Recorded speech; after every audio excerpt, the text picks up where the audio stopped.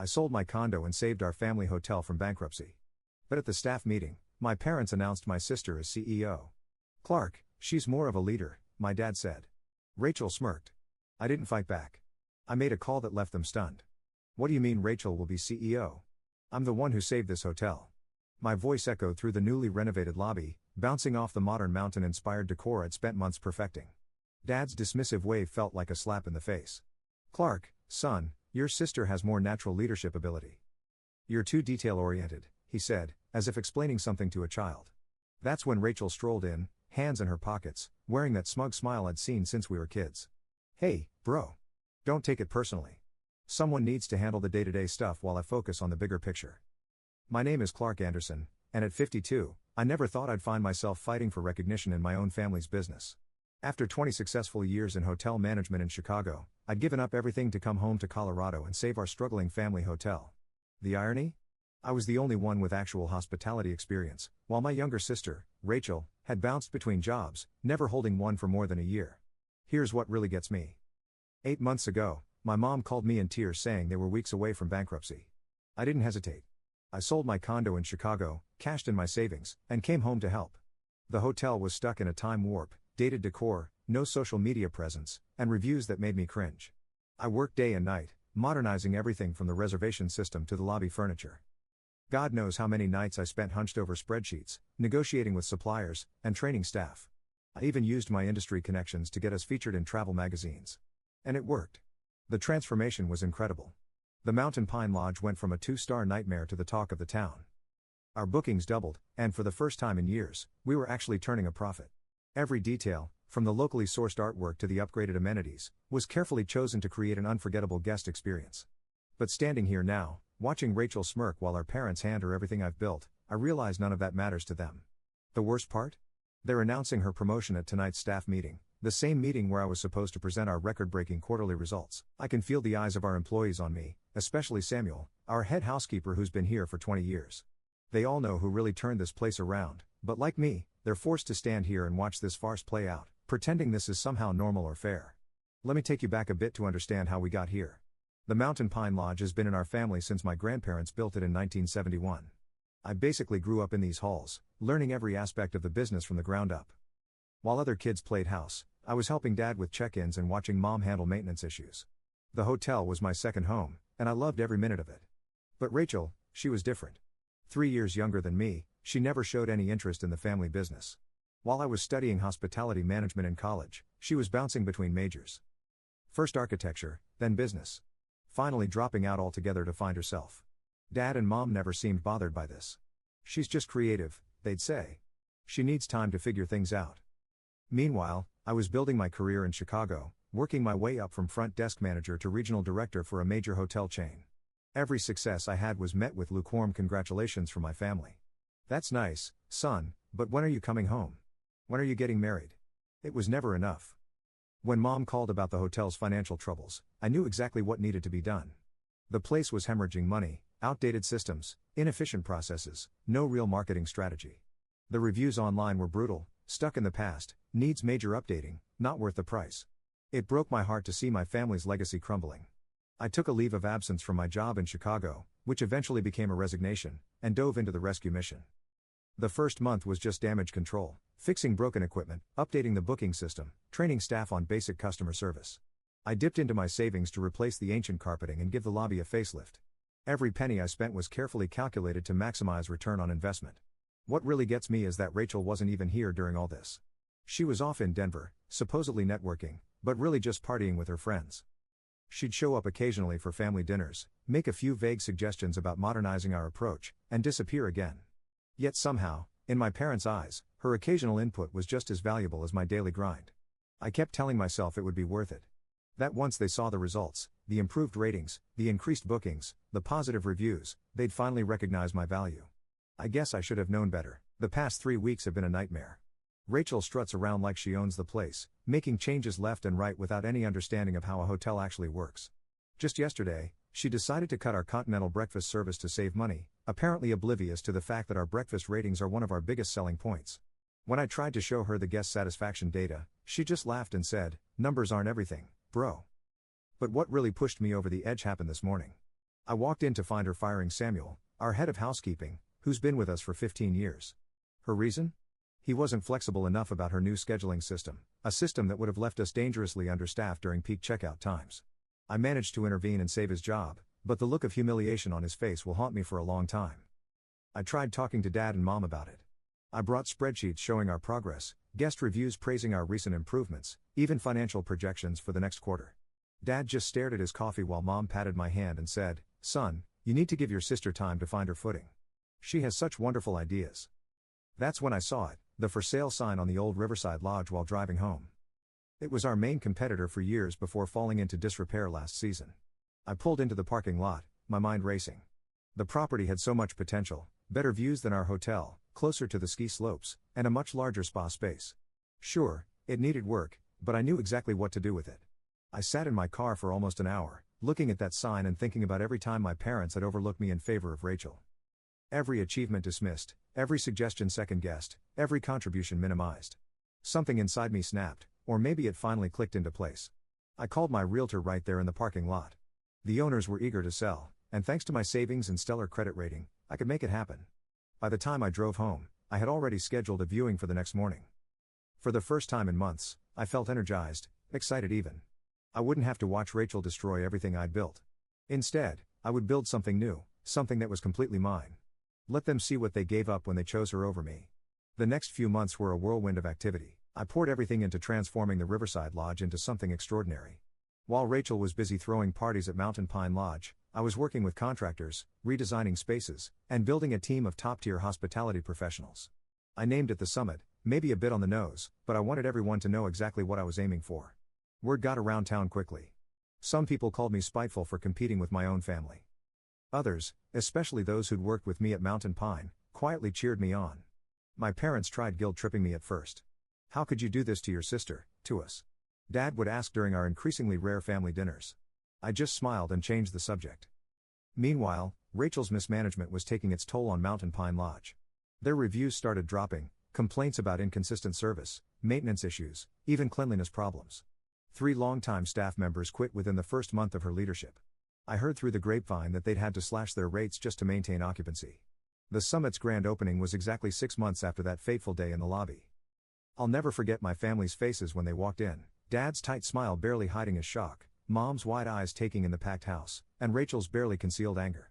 The local paper was there, taking photos and interviewing guests about Aspen's newest luxury destination. "You're trying to destroy us," Rachel hissed when she cornered me by the bar. "This is a direct attack on our family." I just smiled and replied, "No, Rachel. This is me succeeding despite our family." The contrast between the two hotels couldn't have been more stark. While Mountain Pine Lodge struggled with basic maintenance, the Summit was making waves with its eco-friendly initiatives and luxury amenities. Every detail I dreamed of implementing at the family hotel but had been shot down was now a reality here. From the locally sourced restaurant menu to the state-of-the-art spa facilities, everything was exactly as I'd envisioned. But success brought its own challenges. Other hotels started copying our innovative booking system. Some folks in town, old friends of my parents, started whispering about how I was tearing the family apart. Even some of my loyal guests from Mountain Pine Lodge expressed guilt about choosing sides. The real challenges came rolling in as the Summit gained momentum. My former vendors from Mountain Pine Lodge started getting pressure not to work with me. Dad had quite the social circle in town, and suddenly, some longtime family friends stopped meeting me for our usual coffee dates. I even lost my spot on the local tourism board. Apparently, there was a conflict of interest. But I wasn't about to let small-town politics derail everything I'd built. When local vendors hesitated, I found better ones in Denver. When the tourism board dropped me, I focused on building direct relationships with ski tour operators. Every obstacle just pushed me to be more innovative, more determined. Then came the biggest test of all. Dad and Mom showed up at my office one morning, looking worried. The bank was threatening to call Mountain Pine's loans. Rachel's mismanagement had finally caught up with them. They wanted me to come back, not as CEO, of course, but to help Rachel learn the ropes. "We're family," Dad pleaded. "You can't just let the hotel fail." I looked at them both, sitting across from my desk in the office I'd built myself, and felt strangely calm. "I offered to help 8 months ago," I replied. "You chose Rachel. Now you have to live with that choice." Mom tried a different approach. "Think about your grandmother's legacy," she said quietly. "This hotel has been in our family for generations. And I tried to preserve that legacy," I shot back. "You're the ones who handed it to someone who treats it like her personal playground." The whispers around town got nastier after that. I was the ungrateful son, the bitter brother, the man who'd turn against his own family out of spite. Some days, those rumors hurt more than I'd like to admit. But every morning, I'd walk into the summit's lobby, see my vision come to life, and know I'd made the right choice.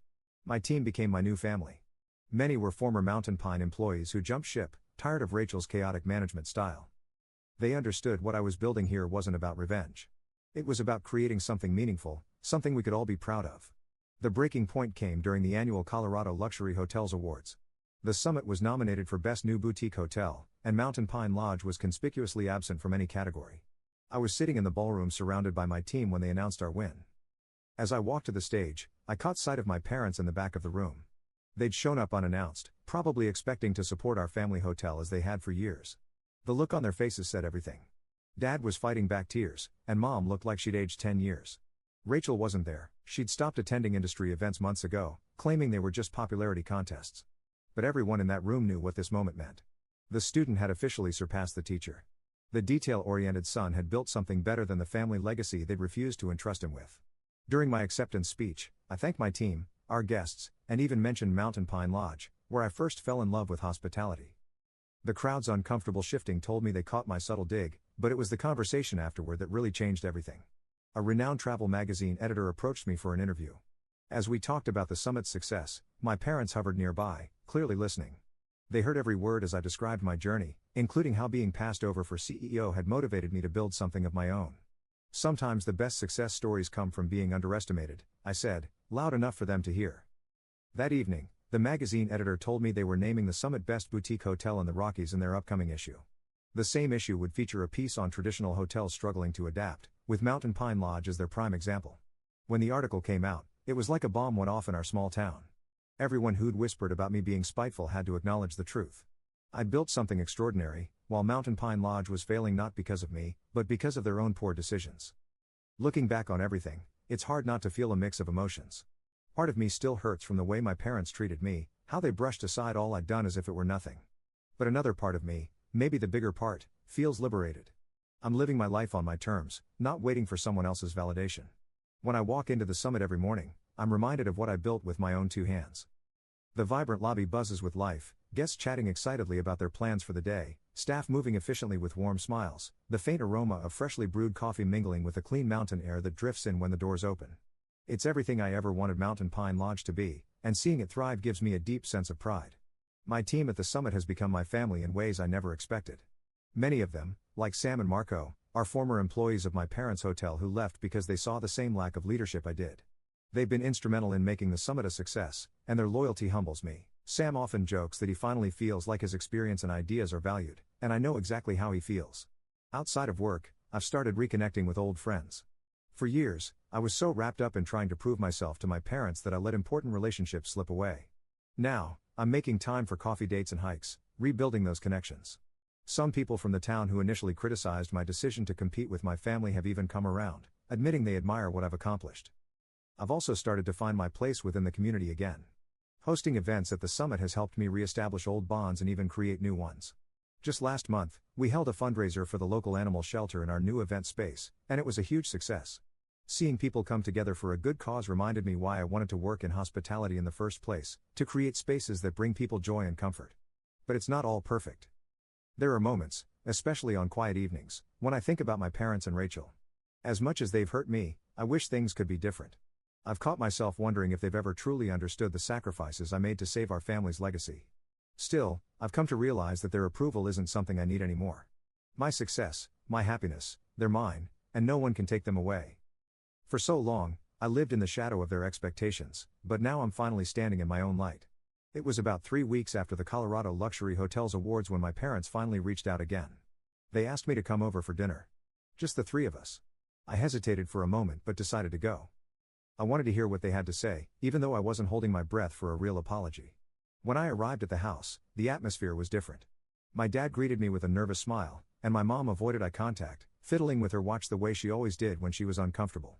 Over dinner, they started with small talk, how the weather was unusually warm for the season, how they'd heard about the summit's latest 5-star review. I could tell they were building up to something. Finally, my mom cleared her throat and said, "Clark, we wanted to say we're proud of what you've accomplished." My dad quickly added, We know we haven't always shown it, but we do recognize how much work you've put in. The summit is. It's remarkable. I wanted to feel happy about their words, but they landed flat. It felt like too little, too late, especially after years of being dismissed. Instead, I just nodded and waited for what I knew was coming next. Sure enough, my dad launched into it. Rachel's been struggling. The hotel isn't doing well, and she's in over her head. We were wondering if you could maybe guide her, help us get things back on track. For a moment, I didn't say anything. I let their words hang in the air while I looked at both of them, really looked at them. My dad, with his carefully manicured nails gripping his wine glass a little too tightly, and my mom, who seemed to be studying the tablecloth as if it held the answers to all their problems. I offered to help a year ago, I finally said, my voice calm but firm. I gave up my life in Chicago to save Mountain Pine Lodge. You chose to put Rachel in charge, knowing she wasn't ready, knowing I had the experience to make it succeed. You didn't want my leadership then, and now that things have fallen apart, you're asking me to step in? I'm sorry, but I can't do that. My dad opened his mouth to argue, but I held up a hand to stop him. I'll give you advice if you want it. I can recommend strategies, suppliers, even training programs for the staff. But I'm not coming back to fix what Rachel has broken. That's not my responsibility anymore. They didn't know what to say. My mom finally muttered something about understanding my position, but the disappointment on her face was clear. My dad looked like he wanted to argue more, but for once, he didn't push it. Driving home that night, I felt lighter than I had in years.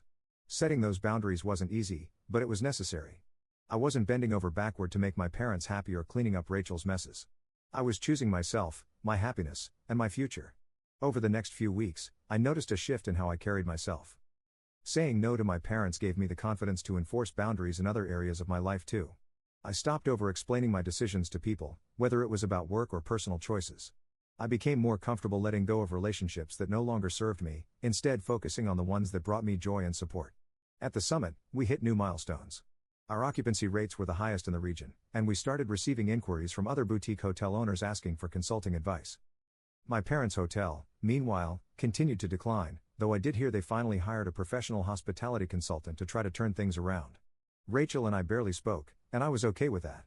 She didn't apologize or acknowledge what had happened, but I no longer needed her to. Her bitterness was her burden to carry, not mine. The summit had become a reflection of everything I'd worked for, my resilience, my vision, my independence, and as it flourished, so did I. Standing in the lobby of the summit one morning, I watched as the sunlight poured through the floor-to-ceiling windows, casting a warm glow over the modern decor I'd designed. A family walked past, laughing as they planned their day, while one of my staff expertly handed a couple their itinerary for a scenic snowshoe hike. It hit me in that moment how far I had come, not just professionally, but personally. For years, I'd measured my worth by my parents' approval, by their ability to see and acknowledge my contributions. But now I realized I didn't need that anymore. What I had built here wasn't just a hotel.